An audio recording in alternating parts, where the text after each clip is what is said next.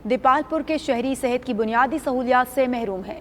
शहर के वाहिद सरकारी अस्पताल में स्टाफ की कमी और टेस्टों की फीसों में इजाफे के बायस मरीज बिलबिला उठे। मज़ीद तफसीलात जानते हैं दीपालपुर से राना इरफान की इस रिपोर्ट में।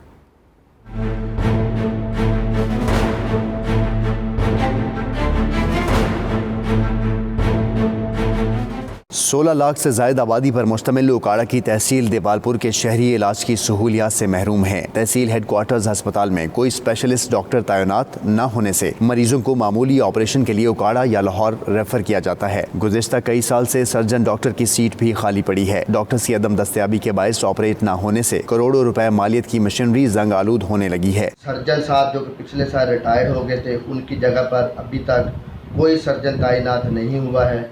और जो हमारा एक्सरे डिपार्टमेंट है, वहाँ पर नया डिजिटल एक्सरे मशीन भी नस्ब हो गई है, लेकिन इस वक्त कोई भी रेडियोलॉजिस्ट तैनात नहीं है। इलाका भर के मरीज मामूली टेस्ट जो पहले अस्पताल से मुफ्त कराते थे, अब भारी फीस देकर प्राइवेट अस्पतालों से कराते हैं। एडमिनिस्ट्रेशन जीरो है, ना कोई पूछने वाला है, ना कोई बताने वाला है, ना कोई फर्स्ट एड है। यहाँ टेस्ट जो हैं माशाल्लाह पहले भी रेट तो मुनासिब ही था प्राइवेट के बराबर, अब वो 3 गुना कर दिए गए। आवाम को सेहत की बुनियादी सहूलियात पहुँचाना हुकूमत की अव्वलीन तरजीह होनी चाहिए ताकि वो सुख से अपनी ज़िंदगी बसर कर सकें। कैमरा टीम के साथ राना इरफान, 92 न्यूज़, दीपालपुर।